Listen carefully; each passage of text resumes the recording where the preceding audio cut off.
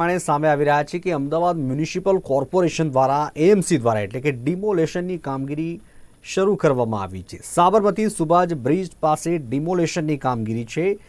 Chimanbhai bridge નિર્માણ કાર્ય માટે રોડ પરના જે દબાણો હતા એને દૂર કરવાની પ્રક્રિયા શરૂ છે। 100 થી વધુ પોલીસના કાફલા સાથે ડિમોલેશનની કામગીરી હાથ ધરાઈ। 2 એસીપી અને 10 પીઆઈની હાજરીમાં ડિમોલેશનની કામગીરી હાથ ધરવામાં આવી। કામગીરી દરમિયાન મહિલા પોલીસ અને મહિલાઓ વચ્ચે ઝપાઝપી થઈ ગઈ।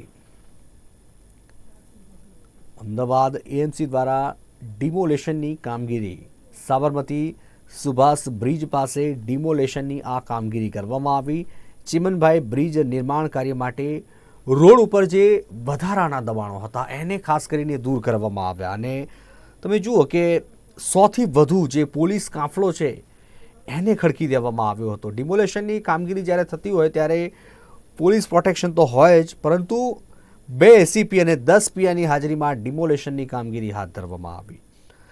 કામગીરી જ્યારે ચાલી રહી હતી ને એ જ સમયગાળા દરમિયાન મહિલા પોલીસ અને મહિલાઓ વચ્ચે ઝપાઝપીના જે દ્રશ્યો છે તે પણ ક્યાંક ને ક્યાંક સામે આવી ગયા।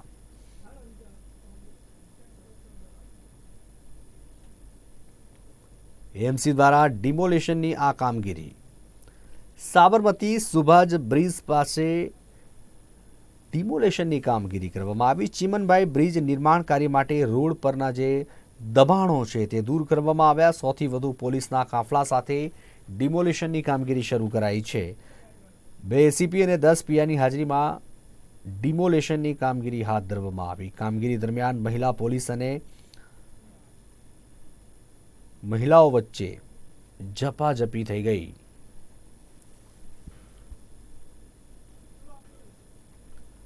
એએમસી દ્વારા ડિમોલેશનની કામગીરી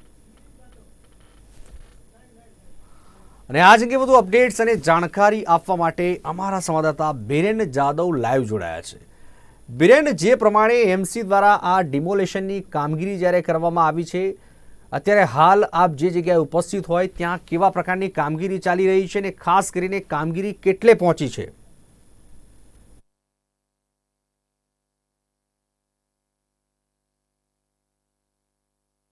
વિવેક, દ્રશ્યો આપણે સીધા દર્શાવીશું। જોઈ શકો છો કે જે મોટા મોટા મશીનો છે તે અત્યારે હાલ અહીંયા ખડકી દેવામાં આવ્યા છે અને ખાસ કરીને આ સાબરમતીનો વિસ્તાર છે અને ચીમનભાઈ બ્રિજ છે તેની નીચેનો આ જે રસ્તો છે કે જ્યાં લગભગ 400 થી 500 જેટલા મકાનો હતા કે તેમને દબાણ કર્યું હતું। જો કે છેલ્લા 10 વર્ષથી અહીંયા વિવાદ ચાલી રહ્યો છે અને અહીંયાથી પીપી રોડ પડતો હોવાને કારણે નોટિસ પણ અહીંના સ્થાનિકોને આપવામાં આવી હતી, પરંતુ સ્થાનિકોએ નોટિસ આપ્યા બાદ પણ આ મકાનો તેમના ખાલી નથી કર્યા અને તેના જ કારણે જોઈ શકો છો કે કયા પ્રકારથી મકાનો જે છે તે તોડવામાં આવ્યા છે। જો કે સવારની વિવેક વાત કરીએ તો સવારે પણ અહીંયા ઘર્ષણના દ્રશ્યો સર્જાયા હતા, કારણ કે અહીંયા જે મહિલાઓ વસવાટ કરે છે તે મહિલાઓ દ્વારા જે મહિલા પોલીસ હોય છે તેમની સાથે ઘર્ષણ પણ કરવામાં આવ્યું હતું અને તેના જ ભાગરૂપે અત્યારે હાલ જોઈ શકાય છે કે જે કોર્પોરેશનના અધિકારીઓ અને કર્મચારીઓ છે તે અહીંયા ઉપસ્થિત છે અને આ જે ડિમોલેશનની કામગીરી છે તે પણ ચાલી રહી છે। જો કે હવે સાંજનો સમય થયો છે એટલે હવે આ જે આખી કામગીરી છે તે પૂર્ણ કરીને કોર્પોરેશનના કર્મચારી અને અધિકારીઓ પણ અહીંયાથી રવાના થઈ રહ્યા છે। જો કે સવારથી જ અહીંયા આ પ્રકારનો માહોલ હતો અને જોઈ શકાય છે કે મોટાભાગના જે ઘર છે તે અત્યારે હાલ તોડી પાડવામાં આવ્યા છે અને આ પ્રકારની કામગીરી અહીંયા સતત ચાલુ રહેશે।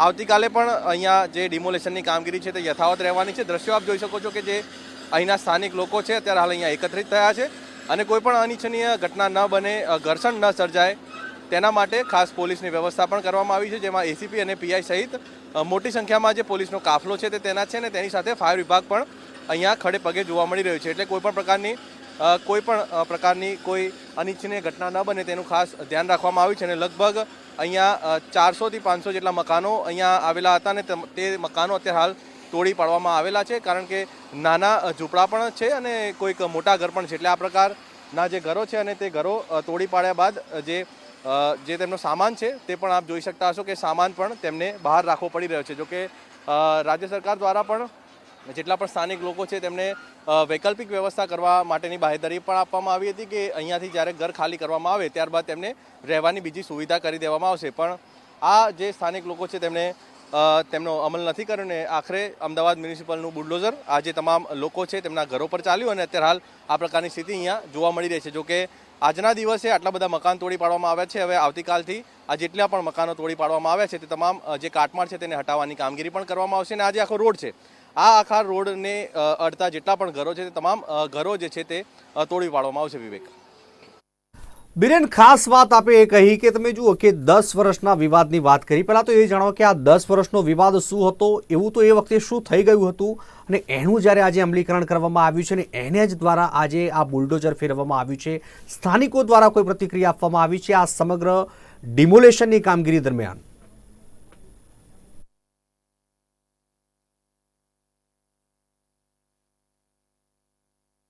એક દ્રશ્યો આપને ફરીથી દર્શાવીશ કે આજે આપ દ્રશ્યો જોઈ રહ્યા છો કે જે કામગીરી કોર્પોરેશન દ્વારા કરવામાં આવી. આ જેટલા પણ મકાનો હતા તેને તોડવામાં આવ્યા કારણ કે આ મકાનો ચિમનભાઈ બ્રિજ જે છે તે બ્રિજના નવીનીકરણ અને જે તેનું કામકાજ છે તેને અડચણરૂપ હતું અને તેના જ કારણે જે ટ્રાફિક જામના દ્રશ્યો પણ સર્જાતા હતા કારણ કે આ રસ્તો ખૂબ સાંકડો હતો અને મકાનો વધારે હતા. ત્યારથી જ જે સરકાર છે તેના દ્વારા નોટિસ તમામ લોકોને આપવામાં આવી હતી કારણ કે ખૂબ વધારે સંખ્યામાં અહીંયા ઘર હોવાથી અહીંયા ટ્રાફિક જામના દ્રશ્યો અને તેની સાથે ચિમનભાઈ બ્રિજના કામમાં પણ અડચણરૂપ તેઓ બનતા હતા. ત્યારે જ્યારે આ નોટિસ આપવામાં આવી ત્યારે પણ તેનું અમલીકરણ ન થતાં આખરે અમદાવાદ મ્યુનિસિપલ કોર્પોરેશનનું બુલડોઝર અહીંયા ફર્યું છે અને જેટલા પણ અહીંયા ઘર જોઈ રહ્યા છો તેને તોડી પાડવાની કામગીરી કરવામાં આવી છે. જો કે આ જ કામગીરી હજુ પણ યથાવત રહેશે ને જેટલા પણ આ જે ઘરો છે કે જે ચિમનભાઈ બ્રિજ ના કામમાં અડચણરૂપ છે અને સાથે જો રસ્તો પહોળો કરવામાં જે પણ ઘર અડચણરૂપ છે તે તમામ ઘરને હવે હટાવવાની કામગીરી છે તે ચાલી રહી છે.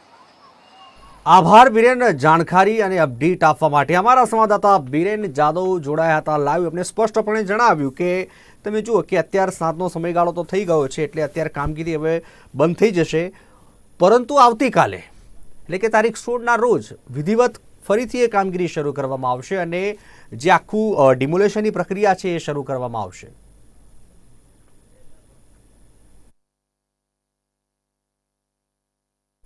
રાજકોટમાં સોરઠિયા રાજપૂત સમાજ દ્વારા